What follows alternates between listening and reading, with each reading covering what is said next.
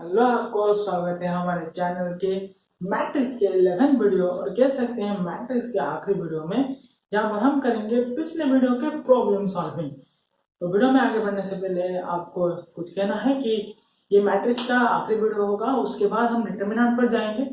तो डिटर्मिनेंट से आने से पहले, जैसा कि इसका पिछला वीडियो का आया था एक अनाउंसमेंटरी वीडियो, जहाँ पर हमने आपको लिस्ट दिया था मैट्रिक्स के एपिसोड को, उसके साथ साथ आपको रिक्वेस्ट की थी if anyone has any problem और any types of doubt in matrix के कोई भी सब्जेक्ट में, कोई भी पार्ट में, तो हमें मेल दीजिए, उसमें कमेंट कर दीजिए।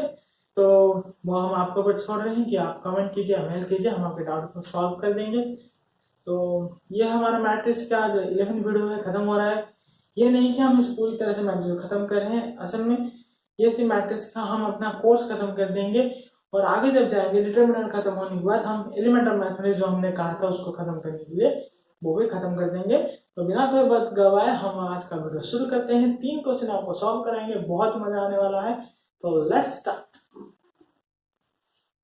ठीक है, अब अगले क्वेश्चन पर चलते हैं। पहले वाले पर शुरुआत करेंगे, बहुत जल्दी से इसको खत्म करेंगे, बहुत ही आसान क्वेश्चन है।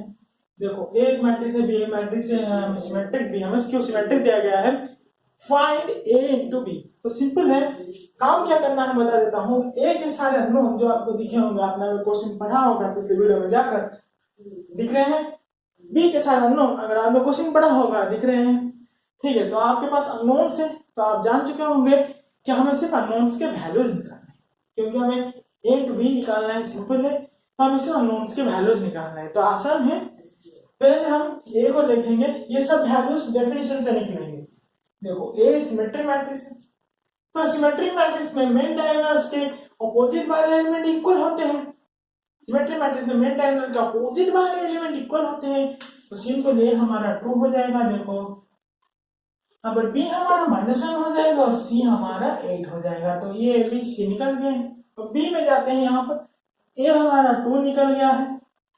अब देखो डी सी -8, तो हमने आपको पढ़ा है सिमेट्रिक मैट्रिक्स के मेन डायगोनल्स के एलिमेंट्स 0 होते हैं।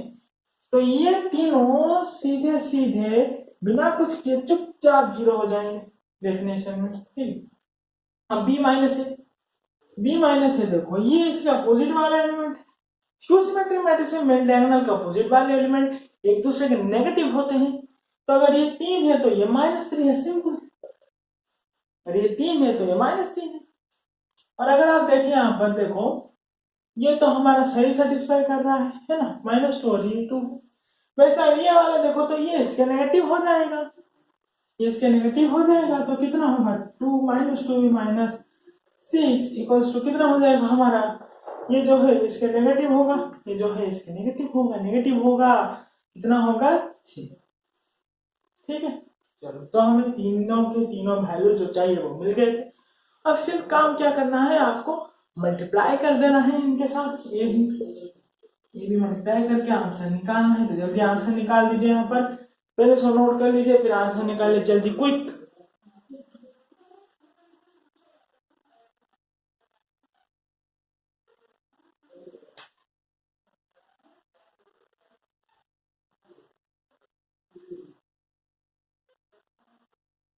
ठीक है, आंसर निकल गया। क्या आंसर निकल गया?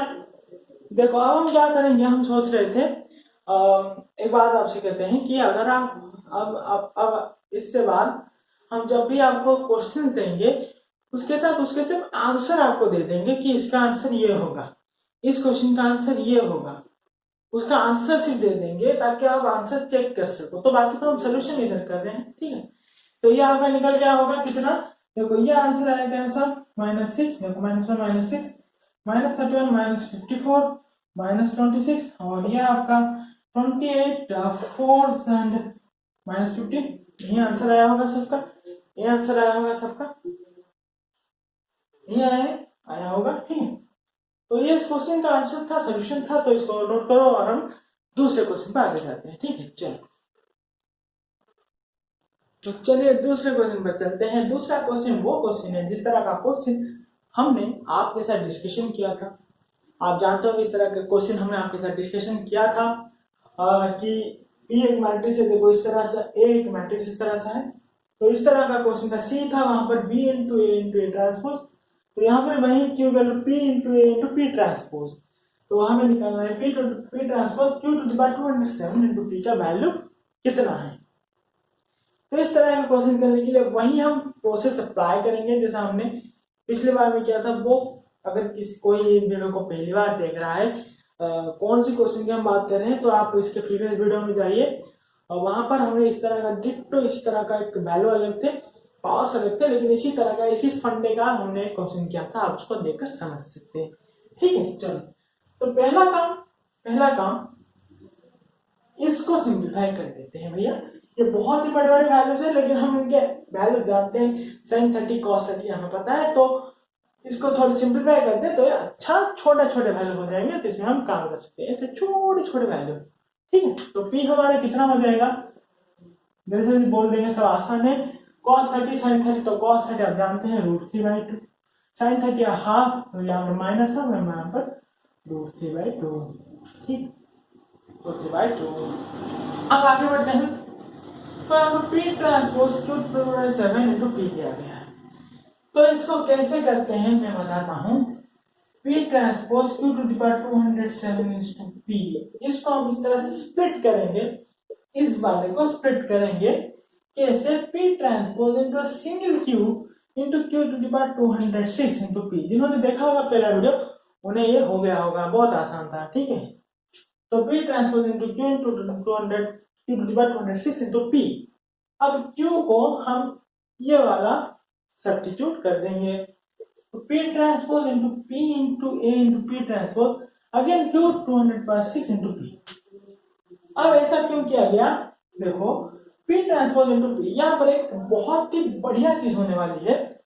आप एक काम कीजिए, पहले क्योंकि हमारे पास और कुछ नहीं है, तो why not we multiply p transpose to p, p transpose के साथ p को मल्टीप्लाई कर दे, तो क्या होगा, p ट्रांसपोज कहाँ है, p ट्रांसपोज निकालेंगे हम, p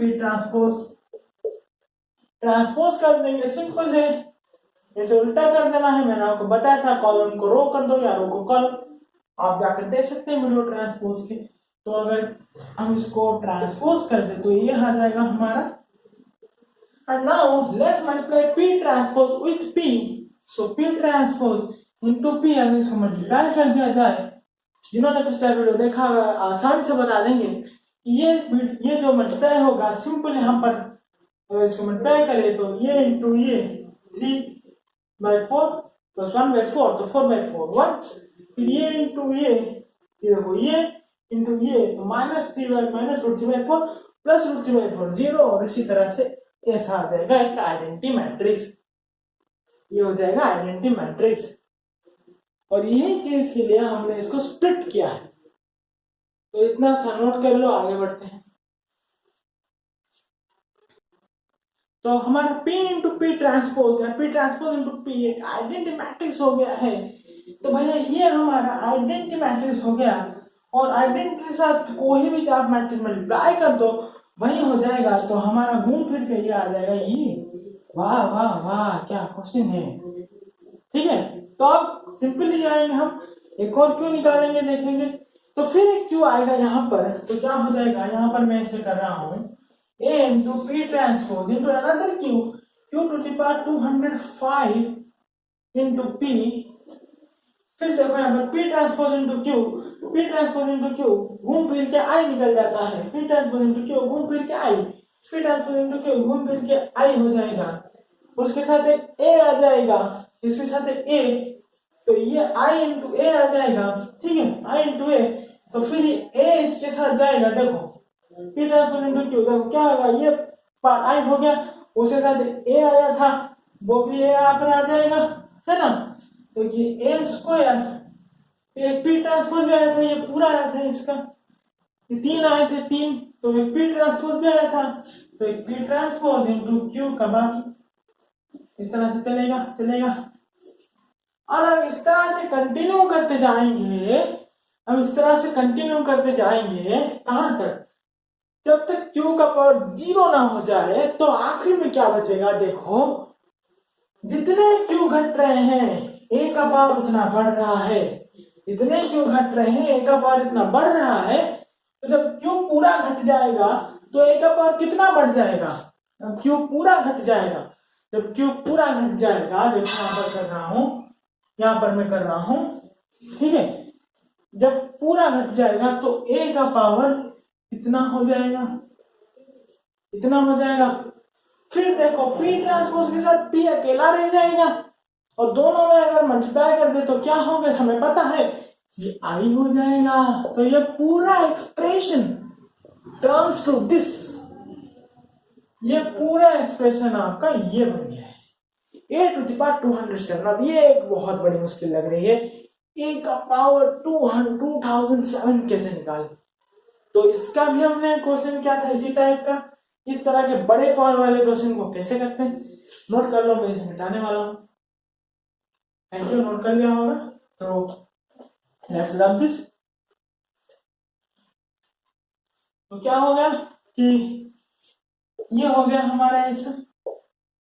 अब अगर देखो तो ये है, अगर ये स्क्वायर निकाल दिया जाए, ये स्क्वायर निकालो, ए स्क्वायर कितना होगा देखो, इससे अगर इसको एक बार मल्टीप्लाई किया जाए तो 1 1 और 2 तो 1 2 0 1 ये निकल जाएगा। ये आसान होता है, मुंह में ऐसे कर दिया जाता है, बार बार प्रैक्टिस से हो जाएगा, ठीक है। तो ये फिर क्यों निकालो, तो ये से निकल जाएगा। और इसी तरह से कंटिन्यू करोगे तो a का पावर अगर n निकालो तो इस मैट्रिक्स के लिए a का पावर ये हो जाएगा n वाला। तो अगर 207 पावर निकालना है का तो यहाँ पर कितना आंसर आएगा, यह आएगा, अगर 207 निकालना है तो कितना आंसर आएगा, आज फॉर दिस वो हो जाएगा आपका 2007 निकालना है और 0 1 इट्स आंसर। तो यह हमारा आंसर, यह हमारा आंसर आ जाएगा, ठीक है। तो इसको भी नोट कर लो, आखिरी है इस क्वेश्चन के प्रोसीजर का आखिरी, नोट कर लो और फिर हम बढ़ेंगे तीसरे क्वेश्चन पर, ठीक है। चलो तो अब चलते हैं हमारे तीसरे क्वेश्चन पर। आज का आखिरी सवाल क्या है वो देखो, दिया गया था a minus I half I and a plus half I दोनों के दोनों ऑर्थोगोनल मैट्रिक्सेस हैं, देन a इज सिमेट्रिक और स्क्यू सिमेट्रिक मैट्रिक्स। ये दोनों में ऑर्थोगोनल दिया गया है, a सिमेट्रिक और स्क्यू सिमेट्रिक मैट्रिक्स पूछा गया। इसको करने के लिए मैंने बार बार कहा है कि जो आपको दिया गया है उस पर फोकस कीजिए, जो आपको मिला है उस पर फोकस कीजिए। तो हमें इन दोनों को ऑर्थोगोनल दिया गया है, तो हम शुरुआत में वहीं से करेंगे इसको करने का।